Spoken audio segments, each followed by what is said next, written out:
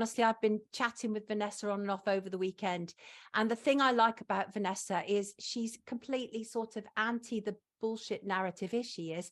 Hello, Vanessa. Hi, Sonia. Lovely to see you. This is my co-host, Sean Ward. Hi. Morning. Hello. Really good to have you with us, Vanessa. You and I, we've been chewing the fat on and off over the weekend. We've discovered we both love dogs, although Vanessa has 5. Jealous. 6. She has 6. She has proper clan of dogs going on there, proper pack. And you're in Damascus today, are you? Yes, just got back from Aleppo. Do you know what, Vanessa, I always like to read people's Wikipedias to see the wiki take on it. Because, no, it's hilarious. Honestly, they demonized you far more than they demonized me. And then they deleted my wiki. But you're so demonized. I was like, this is my kind of girl. I mean, yeah, go on. No, I mean, if you do a Google search on me, all you get are the BBC, Guardian and Times attacks on me, of course. You have to go through about 3 pages before you actually get to my work. Yeah, wow. Because you're doing the right thing. You're stepping over the mark. And thank you, Peter, for helping me to get Vanessa on here. Much appreciated. You are, of course, a reporter, a researcher. And the work that you've done really highlights not only the hypocrisy of the West, but also highlights issues going on where you are. So, for example, everybody always assumed that the white helmets were, freedom fighters, were heroes. You were the very first person. And I remember seeing your tweet, it was years ago now, and you were like, these are frauds, these are actors, and you've written another piece today. Tell us, what is it like when you're so sort of anti-narrative and seeing the truth of the matter over there? Well, I mean, actually, I have to give credit to an amazing journalist, Corey Morningstar, who has been researching the NGO complex for years before I got involved in it, and was an inspiration to me. She first alerted me to the fraudulence of the white helmets. And of course, the funding of the white helmets, the entire billionaire complex that is behind the majority of these wars that the US, UK, and EU have been waging against sovereign nations for hundreds of years, actually. And the white helmets was effectively a shadow state construct established in 2013 in Turkey and Jordan, not inside Syria, by a former British military intelligence operative, James Le Mesurier, working for an organization that's headed up by someone who is almost certainly an MI6 agent, and that's Alistair Harris of ARC Group, Analysis, Research and Knowledge. So James Le Mesurier was working for them when he established the white helmets. He also has a history. In Kosovo in 1999, he was stationed in Pristina under the auspices of the UN, and Bernard Kouchner, who was then the high representative of the UN, when the KLA, the Kosovo Liberation Army, also, of course, backed by the UK and the US, comprising Al-Qaeda and Albanian warlords, were effectively cross-border organ trafficking and people trafficking, while James Le Mesurier was managing their transformation into the Kosovo Security Corps, or Protection Corps. He then, of course, Kosovo to some degree, or Yugoslavia, was the blueprint for Syria. The first time that the West used proxy armies to effectively carry out their agenda to balkanize former Yugoslavia.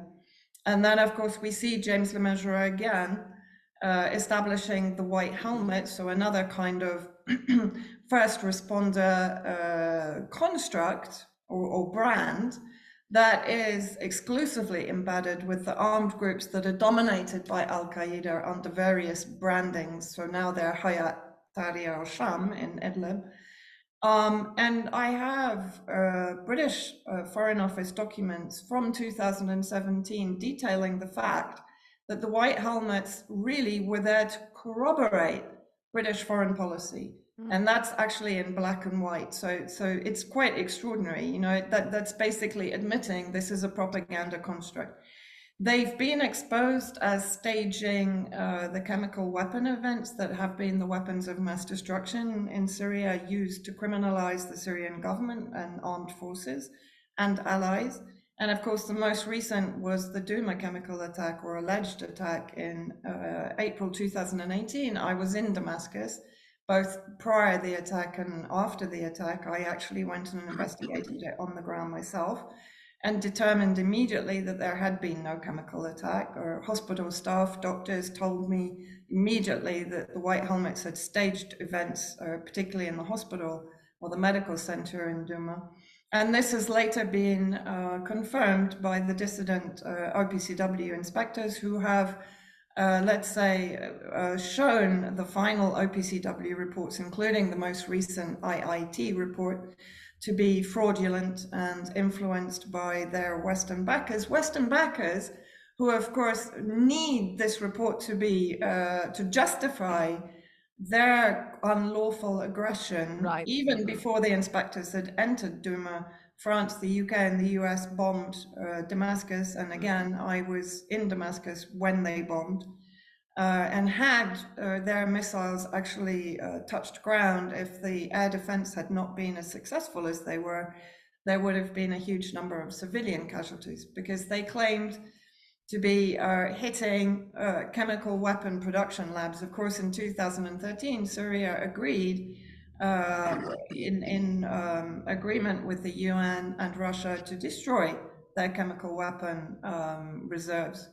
And yet it's UK, so France, completely and US different to what we hear, as we Yes. know, which is exactly why we wanted you on here. And ostensibly, we'd Yeah. asked you to come on to do with the Turkey earthquake, or rather two of them, and just to tell us really what you're witnessing and what you're seeing. And it's nothing. And one of the things I said to you, and you very sharply slapped me down, which I don't mind at all. And I said, yeah, what these people need is money. You said, no, they don't. That isn't what they need, to paraphrase you. So what is it they need?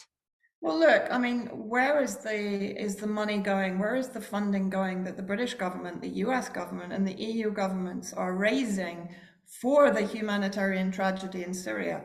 Well, for these regimes, the humanitarian tragedy is only in one northwestern pocket of Syria, which is under the control of Al-Qaeda. Brett McGurk has made that completely clear, the head of CENTCOM previously, when he said it's the largest Al-Qaeda haven since 9/11.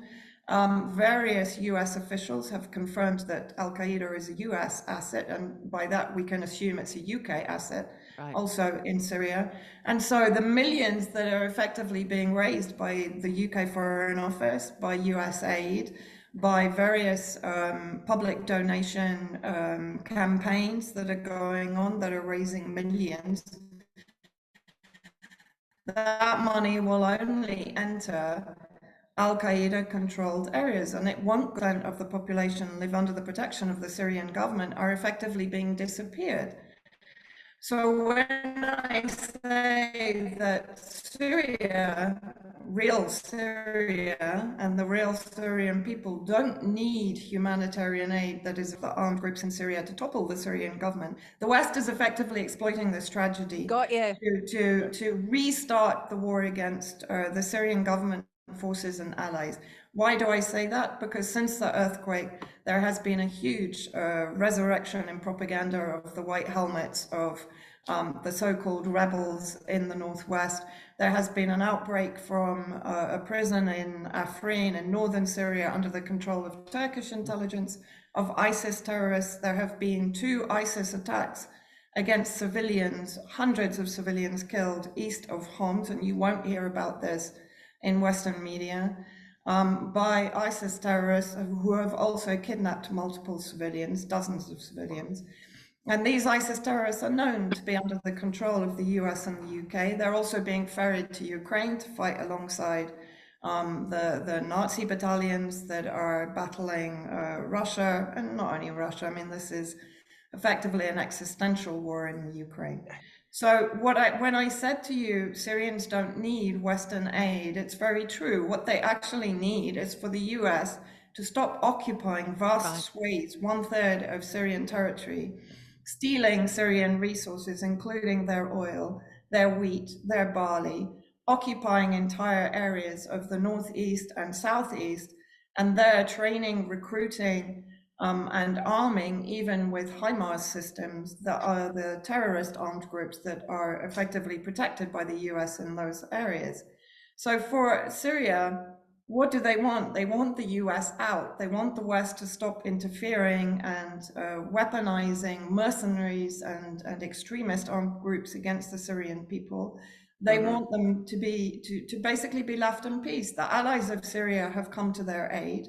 Armenia, Algeria, Iran, Iraq, Lebanon, Venezuela, a huge number. China have recently sent a rescue team into Syria, real Syria, central Syria, as I call it, and not into the Al-Qaeda controlled areas.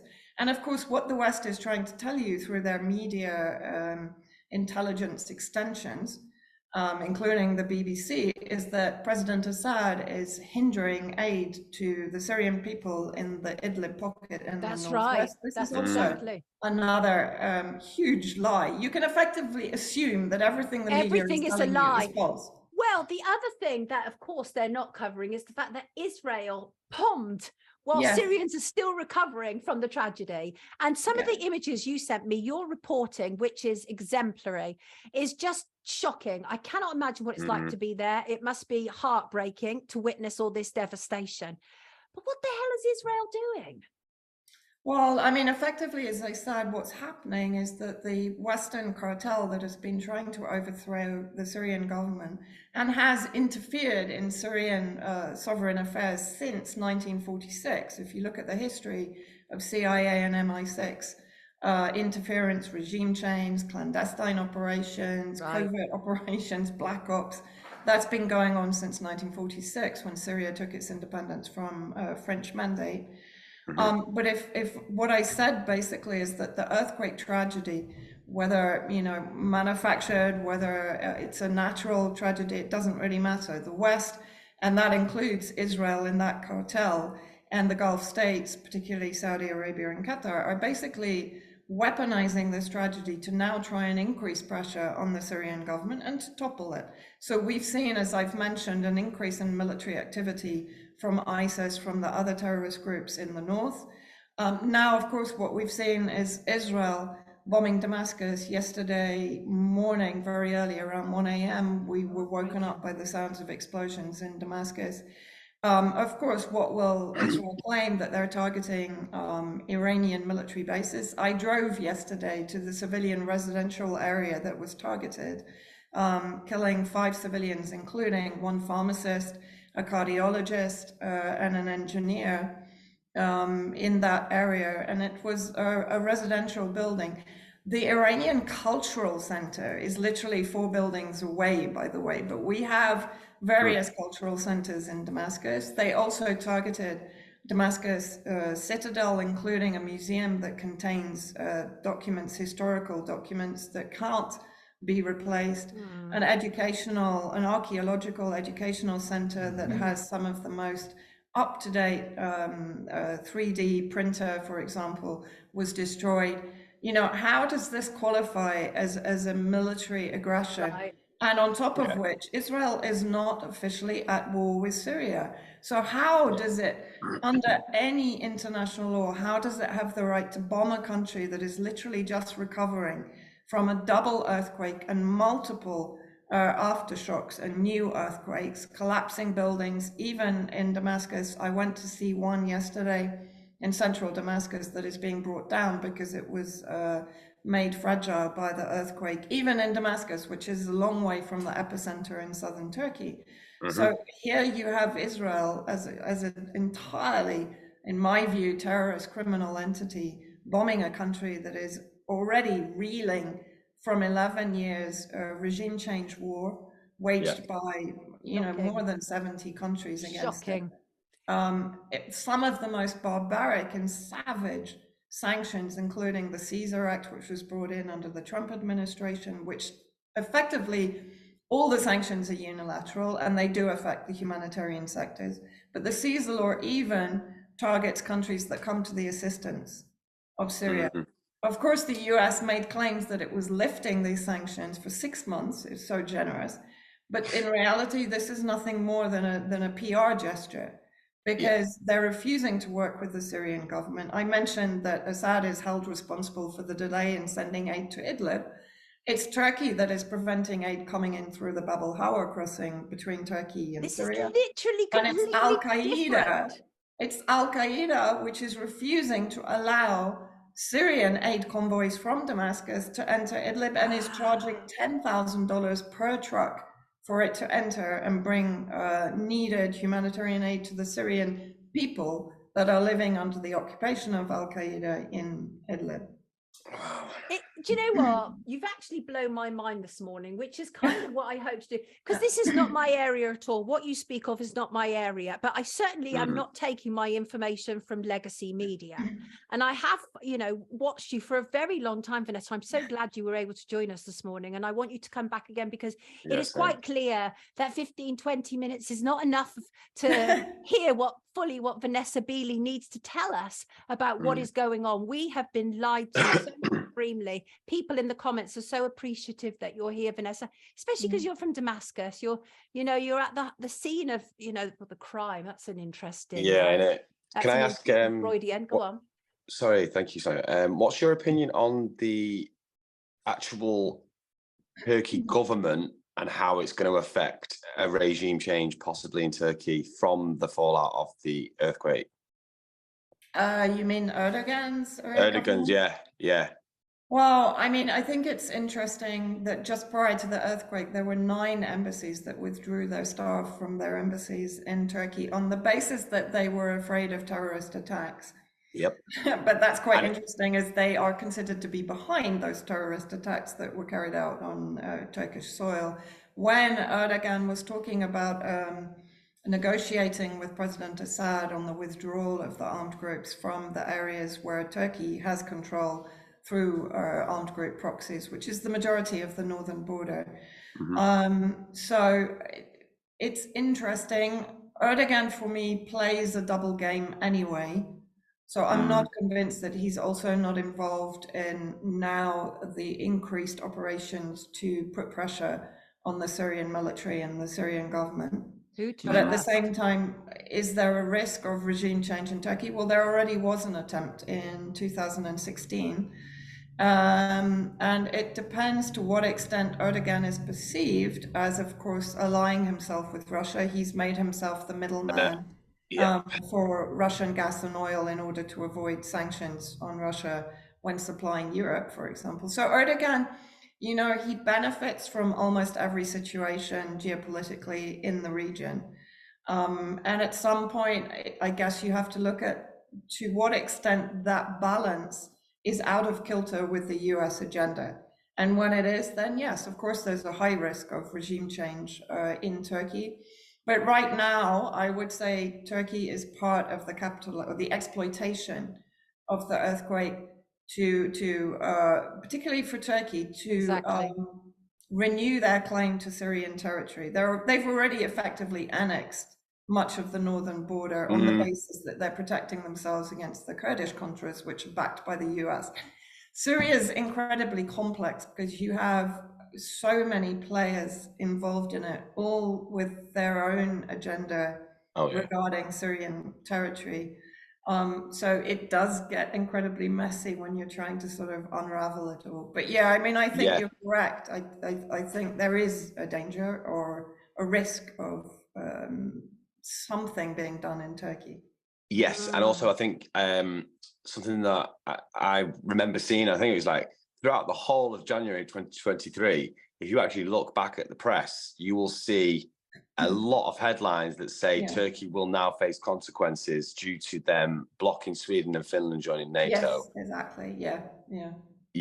Absolutely. And so, I mean, there's a lot to break through. There is a lot, but that's Vanessa's speciality, because she seems to just kind of clearly cut through all the bullshit and get to the heart of the matter. Excuse my language, everybody. But, and that's what's really important around here. And as I said to you, Vanessa, as long as we don't defame anybody, it's free speech around here. And some of the people in the comments were like, oh, if you say that, you'll be accused of being anti-Semitic. I think going back to your comment about Israel, because we know how it works now. Yeah, we know that. We know how it works. But generally not around here. No, they weren't criticizing you at all. They were saying that to to the outside world, the people who are, you know, plugged into the matrix or whatever, however you want to call it, they will automatically, the moment we start criticizing Zionism or Israel, it's like, oh, they must be anti-Semitic. We're all past that. We're adults around here. Yeah, exactly. Yeah. I mean, and what is anti-Semitic? I mean, Syrians are Semites, so actually Exactly. Israel leading aggression against Syria, that's anti-Semitic also. So, you know, all of these labels, I mean, I must have been, I've been called everything from You far certainly left to haven't. far Most right. of it's in your Wikipedia. I would say to anybody, if you want a good laugh about how the kind of, you know, these, I don't know what they are, but handmaidens, handmaidens at Wikipedia. If you want a good laugh about how they operate, read Vanessa's wiki. Vanessa, thank you so much for joining us this morning. Everybody on the comments are absolutely thrilled you're here. Thankful for your work. Your work is phenomenal. You definitely put yourself on the line. She's a journalist. This is journalism. And that's what we need more of. And by the way, I just wanted to point out that there are absolutely no mainstream journalists here in Syria proper covering the earthquake. Not one. Not one. Not one BBC. I tell you where they will be. They will be embedded with the White Helmets and Al-Qaeda in the northwest. And one or two people are saying, what are the white helmets? What are the white helmets? Well, let me tell you something. Go to Vanessa's Substack. It's your Substack, isn't it? Yeah. And your current article, The White Helmets Are Actors and Frauds. That will give you an idea, and that will take you a link to other stuff that Vanessa has done about them. Very in-depth stuff. Really appreciate your work. You're a hero, says Chris. Oh, no, so are you. And thank you for having me on. I really appreciate it. Yeah, it's lovely to meet you. Oh, absolutely lovely. I'm so glad after all these years. People have always said to me, oh, you're like Vanessa Beeley. And I think we realize that we are quite similar, actually, you know, including the name Vanessa. Take good care of yourself, everybody. Vanessa Beeley. God bless you. Take care. Bye-bye. Take care. Bye-bye. Great to see her. See, this is real reporting, people. Real reporting.